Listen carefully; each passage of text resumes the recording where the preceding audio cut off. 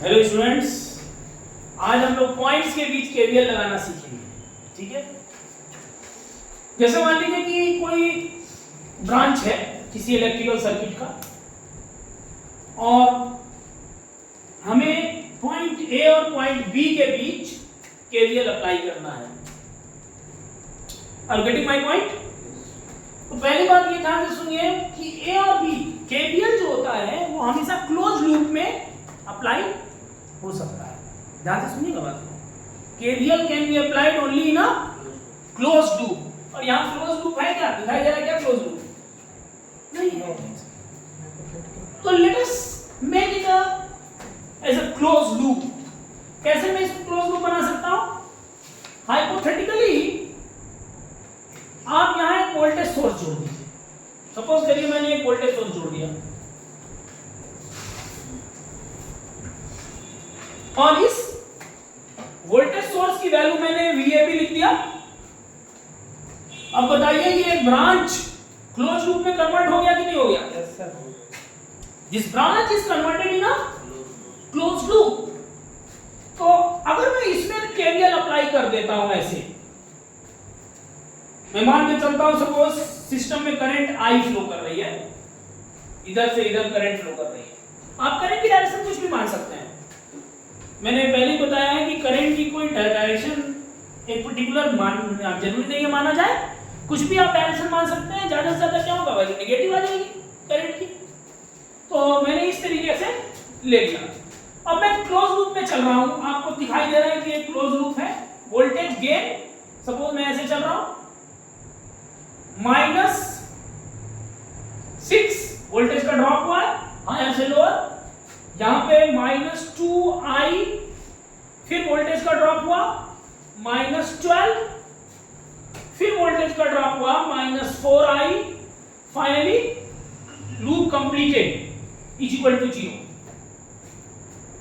Is it clear? Actually ये equation एक close loop में लिखा गया है। एक क्लोज लूप में लिखा गया है।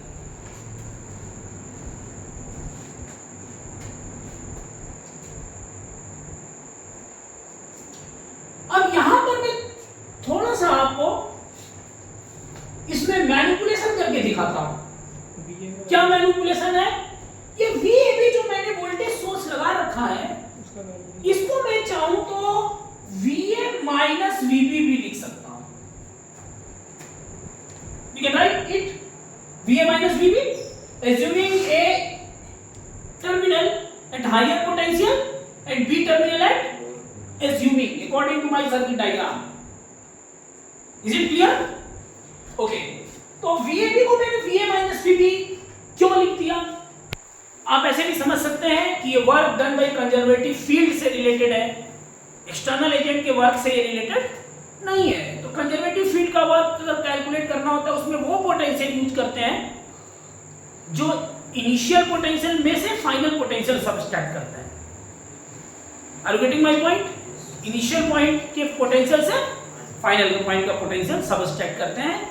वैसे भी आप इस वोल्टेज सोर्स को अगर इस तरीके से लगा रहे हैं तो आप ये मान रहे हैं कि A पॉइंट हायर पोटेंशियल पे है और B पॉइंट, तो आप इसको VA माइनस VB लिख सकते हैं। Is it clear? -6 -2I -12 -4I is equal to 0। अब ये इक्वेशन कैसे लिखा जा सकता है? Right, understand? VA -6 -2I -12 -4I -VB is equal to 0। यहां से मैं एक कंक्लूजन ड्रा कर रहा हूं।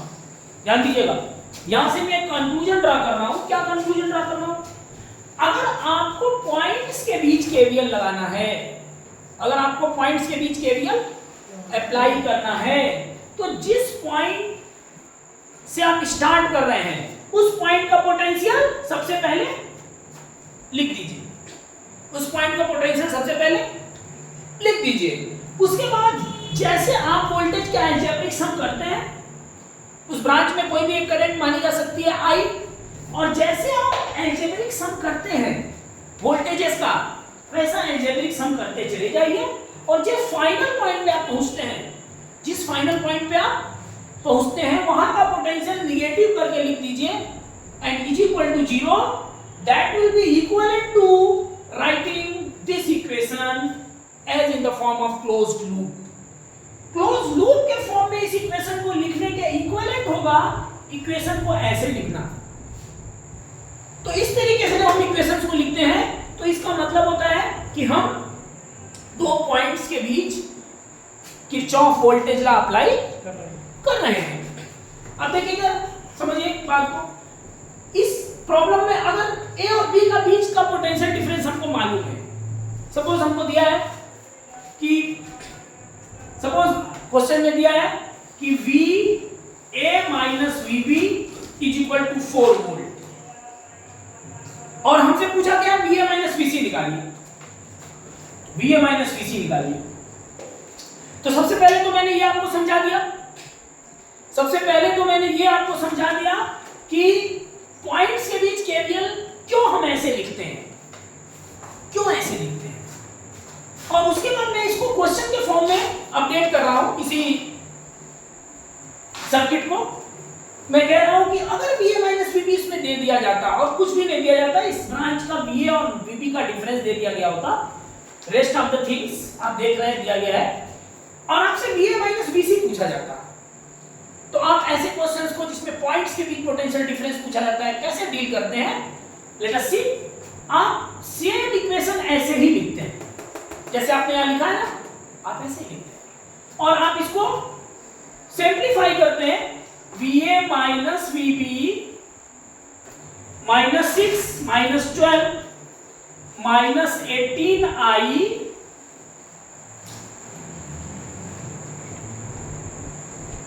And minus 6I minus 6 only is equal to 0.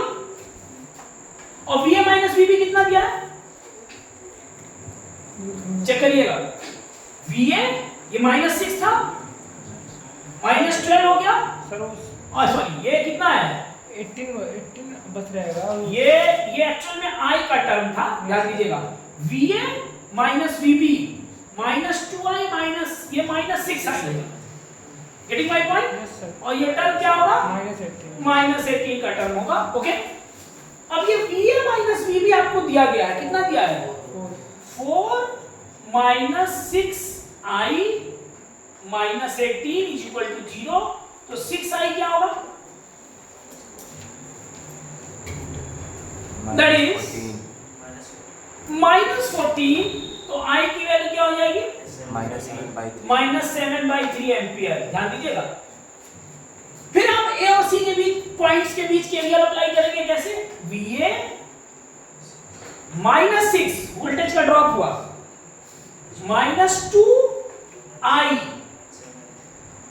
और आप रुक जाएंगे अब क्योंकि C तक ही आपको चाहिए था, आप यहां रुक जाएंगे. फाइनली आपको मिलेगा VA minus VC is equal to 6 plus 2I. 6 plus 2I की वैल्यू कितनी निकाली आपने माइनस 7/3. तो कितना वैल्यू आ जाएगा 4/3 वोल्ट. तो पॉइंट्स के बीच केवीएल के कॉन्सेप्ट से क्वेश्चन इस तरीके से डील किए जा सकते हैं. Getting my point. Yes sir.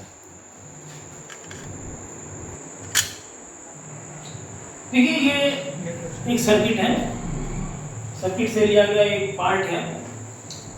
आप देख सकते हैं कि डिफरेंट वोल्टेज और रेजिस्टेंसेस में लगे हैं. सपोज मुझे इसमें VA माइनस VB कैलकुलेट करना है. We have to find VA minus VB. तो डेफिनेट सी बात है पॉइंट्स के बीच केवीएल लगाया जाएगा. ठीक है. सबसे पहले आप ये समझिए कि करंट कैसे कैलकुलेट की जाएगी. आप इसमें किरचॉफ्स करंट लॉ यूज कर सकते हैं.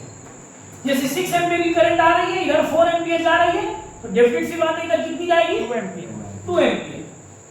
और डेफिनेटली ये 2 एम्पीयर और ऊपर से 2 एम्पीयर आ रही है, तो इधर कितनी जाएगी 4 एम्पीयर. तो ये दो करंट जो है हमने केसीएल से निकाल लिया है. ये 4 एम्पीयर या 2 एम्पीयर दिया नहीं था क्वेश्चन में, मैंने केसीएल अप्लाई करके निकाला है. ठीक है ना. अब जैसा मैंने बताया था आपको कि पॉइंट्स पॉइंट्स के बीच केवीएल कैसे लगाया जाता है? पहले पॉइंट से स्टार्ट करेंगे, उसको पहले लिखेंगे VA, हायर से लोअर गए -4 वोल्ट 8 प्लस 8 है प्लस 8 क्योंकि वोल्ट यहां पर हम मूवमेंट की direction right left to right है और करंट अपोजिट में फ्लो कर रही है, तो ये टर्म क्या होगा? पॉजिटिव होगा। IR 4 और ये 2 और ये टर्म पॉजिटिव होगा डेफिनेटली, क्योंकि अपोजिट में है दोनों डायरेक्शन, हमारे मूवमेंट की डायरेक्शन और करंट की डायरेक्शन। फिर आगे मैं बढ़ रहा हूं, करंट ऐसे आ रही है, again it will be positive, that is 4 into 2, this is -2 plus lower से हायर पोटेंशियल की तरफ बढ़ रहे हैं +4 उसके बाद हम आगे बढ़ रहे हैं सेम डायरेक्शन में करंट है, 4 एम्पीयर की करंट जिधर जा रही है उधर ही मूवमेंट भी कर रहा है, तो ये टर्म निगेटिव होगा plus -24 IR minus VB is equal to 0. Is it clear? तो यहाँ VA minus VB की वैल्यू क्या निकल के आ जाएगी? देखिए तो 4 कट गया -4 प्लस 4 कट गया +4 कैंसिल हो गया, 8 and 60 हो गया 8 16 minus -8 is equal to 0. Thus VA minus VB comes to be 8 volt. 8 volt. तो पॉइंट्स के बीच केवीएल से हम इस तरह के क्वेश्चंस कर सकते हैं। देखिए ये सर्किट आपको दी गई है, इस इलेक्ट्रिकल सर्किट में ए और बी पॉइंट के बीच का पोटेंशियल डिफरेंस आपको निकालना है। आप देखिए ध्यान से, इस सर्किट में एक अलग तरीके का नेटवर्क बनाया गया है। आप देख रहे हैं बीच में एक कॉमन ब्रांच है। आप यहां पर आकर के जब करंट का डिस्ट्रीब्यूशन करेंगे तो इस ब्रांच में जितनी करंट पॉजिटिव टर्मिनल में जा रही है, 3 ओम में जा रही है, वो इस तरफ नहीं आ पाएगी। तो डिफरेंट सी बात है, अगर करंट यहां डिस्ट्रीब्यूट हो जाएगी तो आप क्या कह रहे हैं, जितनी करंट यहां से निकल रही है अगर यहां डिस्ट्रीब्यूट हो गई तो क्या उतनी करंट नेगेटिव टर्मिनल में जा पाएगी? सपोज आपके इससे I1 करंट निकल रही है, अब यहाँ I1 आई, अगर यहाँ आपने इस I1 को डिस्ट्रीब्यूट कर दिया तो क्या इस I1 करंट नेगेटिव टर्मिनल में जा पाएगी? इसका मतलब है कि इस तरीके का डिस्ट्रीब्यूशन यहाँ पॉसिबल नहीं है। तो जो करंट इसमें आ रही है उसी को आपको पूरे थ्रू आउट लूप को में सर्कुलेट कर लेना है। Getting my point? तो आप इसमें एक बार केवीएल अप्लाई करिए। 12 - 3I1 -4I1 -4 4I1 is equal to 0। कितना हो गया ये? 11 8। I1 is equal to 8/11 ampere. Is it clear? Same यही प्रॉब्लम यहाँ पे भी आएगी। अगर आप यहाँ पर इस जंक्शन पे करंट को डिस्ट्रीब्यूट करेंगे तो जितनी करंट पॉजिटिव टर्मिनल से निकली है उतनी निगेटिव में इंटर नहीं कर पाएगी, इसलिए यहाँ पे भी करंट का कोई डिस्ट्रीब्यूशन नहीं होगा यहाँ इस जंक्शन पे, और आप सेम करंट लिख देंगे इसमें फिर केवीएल अप्लाई करते हैं। देखिए जैसे इस पे मैंने अप्लाई किया था 2 - 2I2 नीचे आइए -2I2 -10 इज इक्वल टू 0। तो I2 की वैल्यू क्या आ गई? यहां से देखिए -4I2 इज इक्वल टू -8। तो I2 की वैल्यू क्या आ गई? -2 ampere. Is it clear? Any problem? Okay, अब हमें A से B पॉइंट के बीच केवीएल अप्लाई करना है। तो मैं A से B की तरफ चल रहा हूं, ध्यान से देखिएगा। VA +4 वोल्टेज का गेन हुआ यहां, और यहां पे करंट की डायरेक्शन हमारे चलने की डायरेक्शन के अपोजिट है, तो प्लस पॉजिटिव टर्म होगा +4। What is the value of I1? 8/11। और आगे बढ़िए, क्या इस ब्रांच में कोई करंट गई है क्या? कोई करंट नहीं गई है, ना तो यहाँ डिस्ट्रीब्यूट हुई है ना तो यहाँ, तो जीरो करंट है, तो आपके 2 ओम का कोई वोल्टेज डेवलप नहीं होगा। सिर्फ ये माइनस निगेटिव से हायर पोटेंशियल में जाएंगे तो +4 डेवलप होगा। फिर उसके बाद मैं नीचे आ रहा हूं, ध्यान से देखिएगा, मैं ऐसे चल रहा हूं, ऐसे, तो -2 I2 की वैल्यू कितनी है? What is the value of I2? -2। Good. उसके बाद और नीचे आइए, तो आप हायर से लोअर पोटेंशियल पे आ रहे हैं। -10 is equal to 0। Is it clear? Is it clear? Yes sir. It is clear? नहीं, तो इस पे देखिए रिजल्ट क्या होगा। और फाइनली VB भी करना है आपको, -VB। इसको सॉल्व करके देखिए कितना आ रहा है रिजल्ट। VA - VB की वैल्यू क्या आएगी? 4 4 8 हो गया, और ये +4 12 हो गया, ये फाइनली है ना, तो +12 4 4 और ये 4 12 हो गया, -10 -10 हो गया, और ये 32/11 इज इक्वल टू 0। तो आप देखिए कितना आ गया, 2 + 32/11, 2 + 32/11। यहां सॉल्व करिएगा, देखिएगा कितना रिजल्ट आएगा। VA - VB 12 - 10 2 + 32/11, 22 + 32 कितना आया? 54/11। यानी इधर आकर के ये जाएगा -54/11 वोल्ट। Is it clear?